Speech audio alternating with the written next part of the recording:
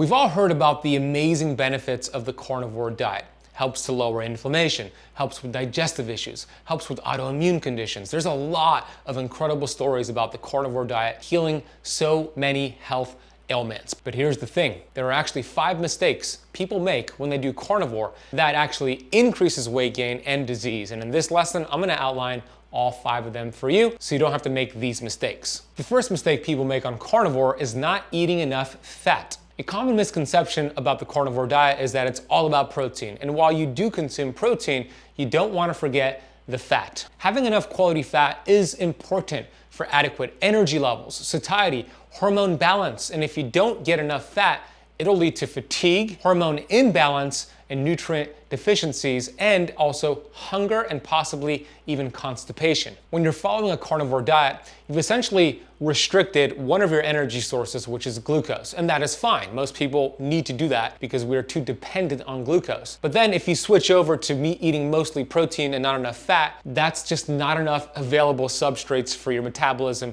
to thrive. Now, some people can get away with lower fat, high protein, but most people need to increase their dietary fat on carnivore to actually feel incredible. I've taken thousands of people through a carnivore diet, and one of the most common complaints I hear when people do it the wrong way is that they feel too hungry. They're not satiated enough, or they get constipated. And what I tell them is increase the fat. Eat more fattier cuts of meat. Add some butter to your steak. And all of a sudden they feel better. They're actually able to eliminate it if they're constipated. That's because fat-soluble vitamins like A, D, E, and K are crucial for various bodily functions, including your immune system, bone health, vision, and without enough fat, the body cannot properly absorb these vitamins, leading to deficiencies over time. This means you're gonna feel fatigued with low energy, you'll feel constantly hungry on carnivore, and you'll develop constipation. This can make it difficult to sustain the carnivore diet, and the simple solution here is just increase your fat. So a little tip for you is to choose fattier cuts of meat. For example, eat a ribeye steak instead of a New York strip. Eat chicken thighs instead of the chicken breast. Eat fatty cuts like pork belly. Add butter on top of your proteins. These are ways to get high quality fat on carnivore. The second mistake people make on carnivore is that they don't get enough organ meat. Now, I get it. Some people could eat a lot of muscle meat on carnivore and they could thrive, but the majority of people need organ meats, and here's why. Organ meats like liver, kidney, and heart are nutritional powerhouses packed with essential vitamins and minerals that are often lacking in muscle meat alone. The nutrient density of organ meats are far more nutrient dense than muscle meats. Organ meat is packed with essential vitamins and minerals and other nutrients that are often lacking in modern diets. This includes vitamins A, B12, D, E, K, and other minerals like copper, iron, magnesium, and zinc. And the bioavailability of these crucial minerals and vitamins in organ meat is highly bioavailable, meaning the body can easily absorb them and utilize them. This is because organ meats are rich in heme iron, a type of iron obviously more readily available than non-heme iron found in, for example, plant foods. Organ meats are also complete proteins containing all the essential amino acids the body needs for repair and for growth. Organ meats offer unique nutrients that are not found in muscle meat alone. For example, liver is a rich source of choline, an essential nutrient for the brain and for the liver, and CoQ10, which is a powerful antioxidant. So here are some signs to pay attention to that might lead you to eating more organ meat on your carnivore diet. Nutrient deficiencies may occur. Over time, these deficiencies can manifest into fatigue, hair loss, muscle weakness, and impaired immune function. So how do you include organ meats on the carnivore diet? If you're new to organ meat, start very slowly by gradually increasing your intake of organ meats. Experiment with preparation. Maybe you could do a blend of grass-fed beef with 20% organ meat, 80% grass-fed beef blended in so you don't really taste it that much. You could choose different varieties from liver, kidney, heart, and sweetbreads to get a broader range of nutrients and give you different options. Or you could even supplement if necessary with a high quality supplement. That's what I personally do most of the time, and I'll drop a link for a couple of products that have good organ meats that I supplement with on the carnivore diet. And I'll put that in the notes down below. The third mistake people make on carnivore is that they do not manage their electrolytes sufficiently. When you follow a carnivore diet, you're going to dramatically lower your levels of insulin. This is really good because too many people have high levels of insulin. Insulin resistance is rampant. It's the first domino to fall that leads to all these chronic diseases out there. So it's important to lower insulin. But here's the thing, when you lower insulin, you also shed excess body weight in the form of water weight. And this is a great thing. You'll look lighter and feel lighter right when you start carnivore. But the problem is that your kidneys go through this diuresis process where it sheds a lot of these minerals and electrolytes as you release all this excess water. I call this electrolyte dumping. So it's important to be really strategic and diligent with getting enough minerals and electrolytes on the carnivore diet. You may have heard of something called the keto flu, and that is a result of a dramatic loss in these electrolytes and minerals. A simple solution, you keep the minerals up starting day 1, or even if you're far into the carnivore diet. You could also experience muscle cramps and weakness when you have a deficiency in these electrolytes, heart irregularities, which is heart arrhythmias that are irregular heartbeats, and even palpitations can occur as well. And of course, the most common symptoms are just overall fatigue and brain fog. It's a sign you need more electrolytes. Another thing that may happen is constipation from low levels of potassium. It reduces gut motility. So the solution is to take a high quality electrolyte supplement, use salt on your food very liberally, a high quality salt that has limited microplastics and heavy metals. Prioritize organ meats like we spoke about, which are high in potassium. Drink bone broth on the carnivore diet, which is loaded with electrolytes and sodium. And consider a high quality supplement, which I already mentioned. I use the one from Redmond's, which is their Relight, and also their high quality salt. If you go to ketocampsalt.com and use the coupon code Azadi, you can get a nice discount from their products. The fourth mistake people make on carnivore is more of a beginner mistake, and that is not transitioning gradually.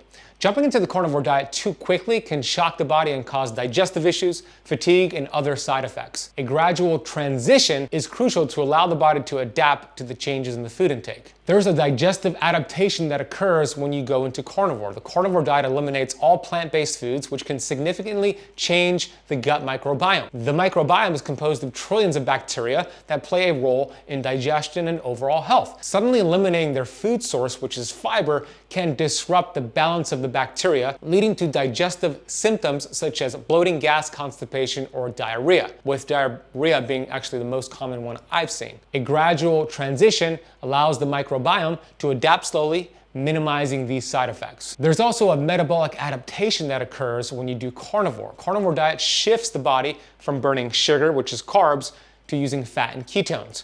This metabolic adaptation takes some time, and jumping right into ketosis with carnivore can cause things like the keto flu, like we mentioned, but just overall fatigue, headaches, and difficulty concentrating.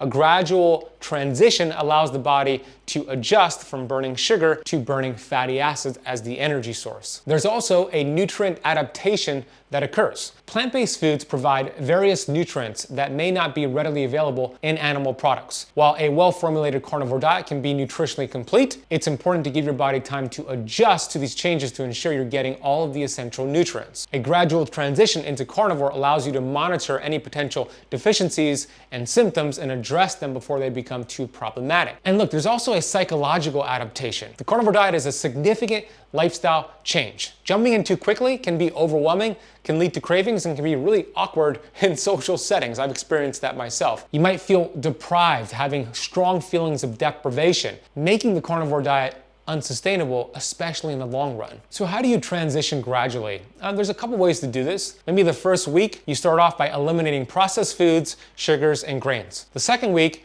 you gradually reduce fruit and vegetable intake. The third week, you focus on eating more meat, fish, eggs, and organ meat. And by the next week, you're full on carnivore. It's a smooth transition. I know it takes some time, but look, it is worth it for you to experience all the amazing benefits you'll get when you do carnivore the right way. The fifth mistake, it's gonna be surprising, but doing carnivore for too long, ignoring individual needs. Look, everybody's different, and the carnivore diet might be suitable for somebody to do long term, but for others, they might need to have short spurts. And I actually have seen most people benefit more with short spurts of carnivore than strict long-term carnivore diet. And that's because of a few things. Number one, insulin, when it's chronically high, is not good. Insulin, when it's chronically low, is also problematic as well. Insulin helps with electrolyte balance, but insulin also helps your thyroid hormone convert inactive thyroid T4 to the active version T3. So what you may see with doing carnivore for too long is maybe a slowed conversion of T4 to T3, where your reverse T3 goes up, a sign of stress, and your free T3 goes down. You definitely want to monitor that. You also could experience a weight loss plateau with long-term carnivore. I know this might sound counterintuitive, but if you think about the #1 priority for the metabolism, for your innate intelligence, is survival. So if you've only been burning one energy source for a very long period of time, your metabolism is going to want to preserve that precious fuel source, which is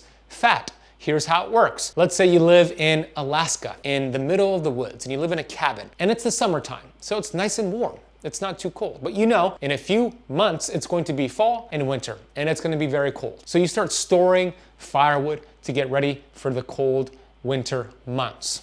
But let's say you only store 20 logs of firewood. Winter rolls around, you only have 20 logs of firewood, but about 4 months of cold temperature. You're gonna burn that firewood as slowly as possible to preserve your precious fuel supply. That's exactly what your metabolism might do when you are in long-term ketosis, long-term carnivore. Your metabolism might slow down fat burning to preserve your precious fuel supply, body fat. But when you flex in and out, what I call keto flexing, then you remind the metabolism, hey, there's a different fuel source. Burn carbohydrates for a day, then go back and burn fat. It actually prevents plateaus and helps you overcome weight loss stalls and plateaus. It's like your buddy coming over and saying, oh, you only have 20 logs of firewood? Dude, I have hundreds. Here, take a couple hundred logs, use that. Now you have 220 logs of firewood. What are you gonna do? You're gonna ramp up the burning. Your metabolism works the same way. When you flex out and remind it you have all this firewood, carbohydrates for a day, burn that and then go back in, it accelerates fat loss. There are some other issues as well with long-term carnivore, and that can be adrenal issues. When you have low levels of insulin for a long period of time, your body needs to manufacture glucose somehow. And it could do that from protein, it could do it from the backbone of fat. But when you do it too extreme for too long, the adrenals pump out cortisol for a glucose response, leading to some adrenal issues. And then lastly, let's face it, social isolation. I love carnivore, but it can be really restrictive, especially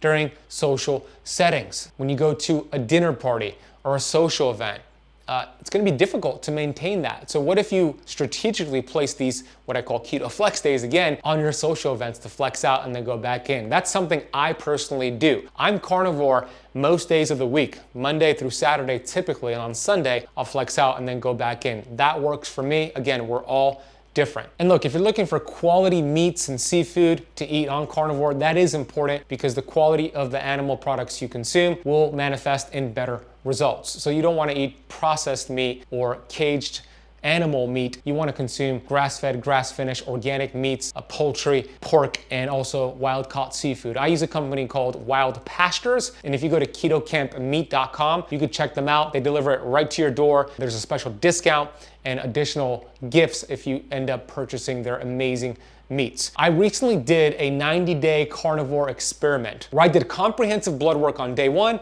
and on day 90. I did a stool test on day 1 and on day 90. I monitored my sleep, my body fat, I monitored my total weight. And you will not believe what 90 days of carnivore did to my body. I just published that before and after video. Click the video on the screen to watch that next. I did a lab test on day 1 and day 90, and you will not believe the results. In this video, I'll be sharing the entire experiment of all 90 days of carnivore, and I'll be sharing my lab test, my stool test, other metrics that I tracked, and some other surprising, shocking results from the 90-day experiment. Now,